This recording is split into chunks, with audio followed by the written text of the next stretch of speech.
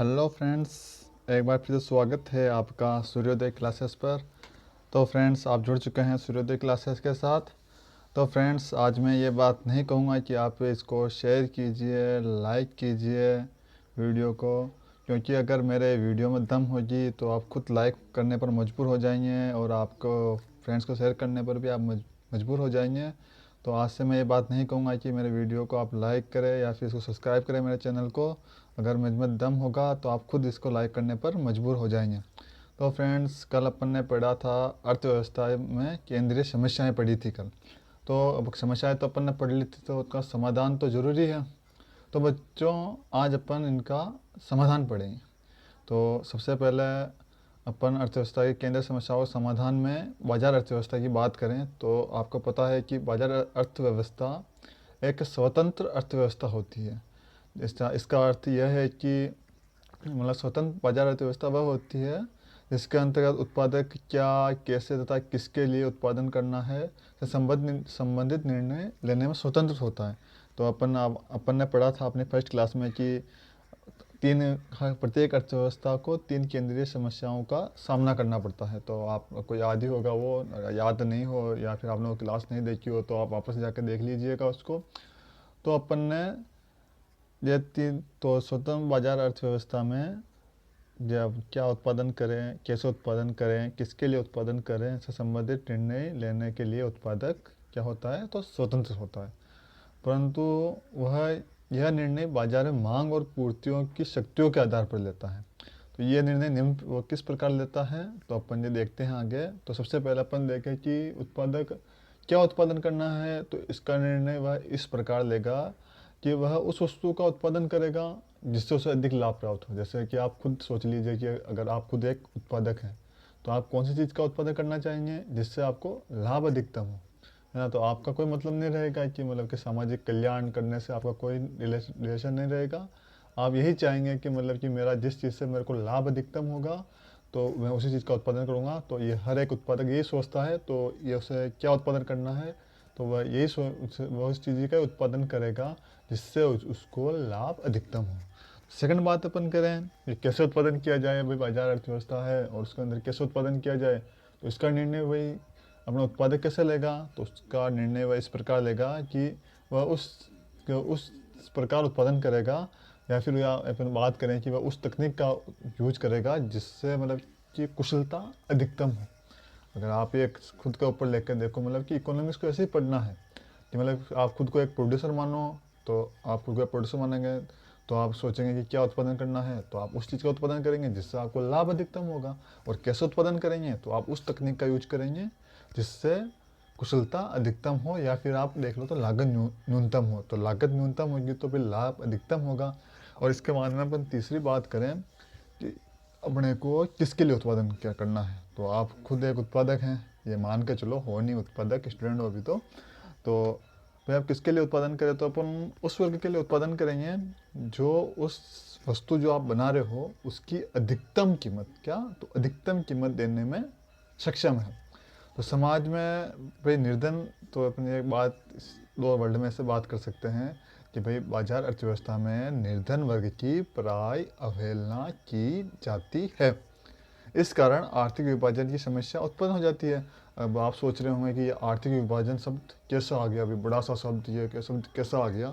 तो भाई आर्थिक विभाजन का अर्थ है कि भाई धनी वर्ग और अपने जो अमीर वर्ग है, यहाँ पे पीडीएफ में थोड़ी मिस्टेक है तो आप ये लिख लेना यहाँ पे भी, धनी वर्ग और निर्धन वर्ग के बीच में अंतर बढ़ता जाता है। तो ये हो गया। तो अपन निष्कर्ष के तौर पर बात करें भाई, बाजार अर्थव्यवस्था में क्या, कैसे तथा किसके लिए उत्पादन किया जाए, जो केंद्रीय समस्याएं होती है, इनसे संबंधित निर्णय अधिकतम लाभ के उद्देश्य को ध्यान में रखकर लिए जाते हैं। तो अपन तो ये बच्चों, आप जो मैंने पढ़ाया अभी तक, तो आपको या तो साथ साथ में नोट कर लीजिए, या फिर आपको इस नोट्स की पीडीएफ चाहिए तो मैंने नीचे अपना डिस्क्रिप्शन में अपना मोबाइल नंबर या फिर व्हाट्सअप कहूँ तो व्हाट्सअप नंबर लिख रखा है। तो आप उसके ऊपर मेरे को व्हाट्सअप मैसेज कीजिए और मैं उसके ऊपर आपको ये पीडीएफ सेंड कर दूँगा। तो अपन बाजार अर्थव्यवस्था की बात तो अपन कर चुके हैं। तो अपन को सेकंड बात करें तो सेकंड होती है अपनी केंद्रीय नियोजित अर्थव्यवस्था। तो केंद्रीय नियोजित अर्थव्यवस्था या फिर आप इसको बोल सकते हैं भाई सामाजिक सामाजिक अर्थव्यवस्था या फिर समाजवादी अर्थव्यवस्था भी बोल सकते हैं इसे।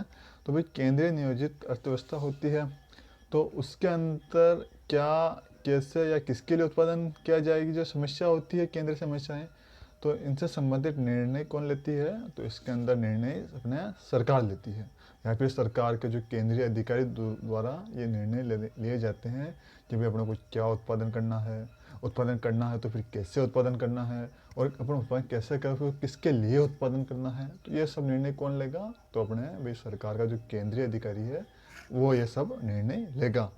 और सभी निर्णय किससे भाई सरकार क्या चाहेगी, सरकार तो यही चाहेगी ना कि भाई अगली बारी उसी उसी की सरकार बने। वह कोई उसी पार्टी की सरकार, भाई एक कोई पार्टी है भाई XYZ कोई पार्टी है तो वो हर पार्टी यही चाहती है कि भाई अगले चुनाव हो तब वापस उसी की सरकार बने। तो वो क्या करेगी भाई, ऐसा तो है कि नहीं कि भाई वो अपने लाभ के उद्देश्य को ध्यान में रखकर काम करेगी, तो फिर तो बन गई सरकार।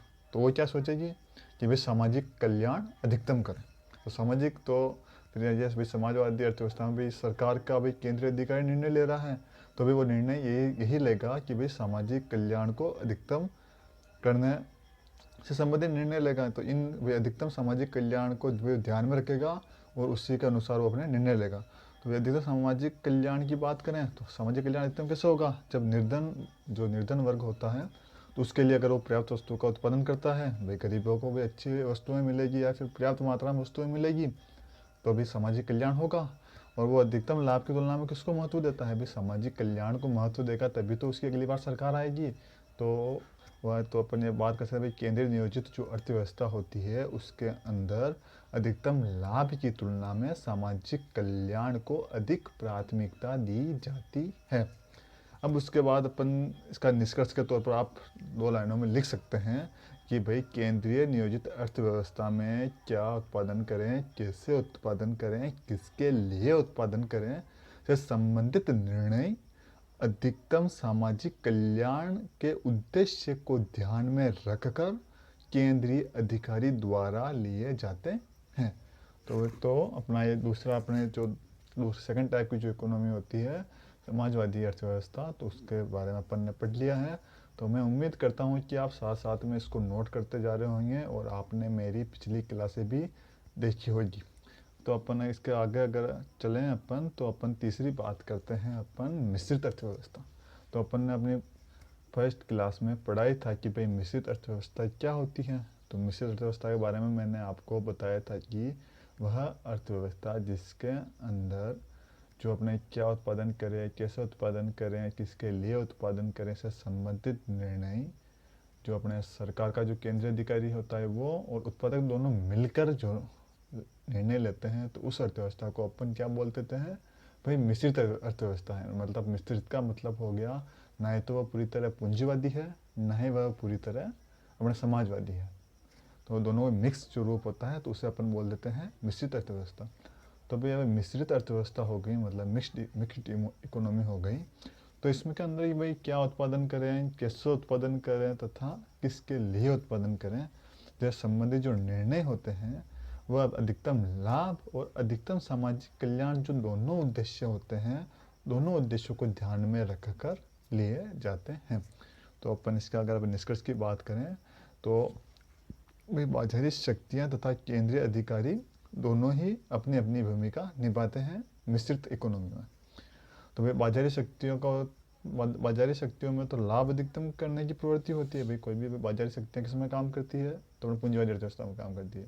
पूंजीवादी अर्थव्यवस्था में क्या मेन मोटिव क्या होता है, तो अपना प्रॉफिट मैक्सिमम करना। और केंद्रीय अधिकारी अगर अपन समाजवादी अर्थव्यवस्था की बात करें तो केंद्रीय अधिकारी का ध्यान सामाजिक कल्याण के ऊपर केंद्रित होता है।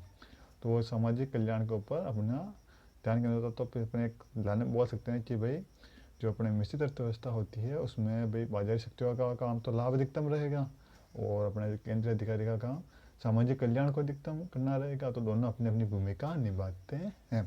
तो बच्चों मैं उम्मीद करता हूँ कि आपको मेरी आज की वीडियो कल की तुलना में, जो मेरी कल वाली जो वीडियो आई थी उसकी तुलना में आपको ये आज वाली वीडियो बेहतर लगी होगी। अगर आपको कुछ कमी लगी है तो आप मेरे को मैसेज कीजिए मैं उस कमी को सुधारूँगा। और मैंने पहले ही बोला था कि मैं आपको वीडियो लाइक करने के लिए या फिर मेरे चैनल को सब्सक्राइब करने के लिए नहीं कहूँगा। अगर मेरे में क्वालिटी है तो आप इसको ज़रूर लाइक करिए।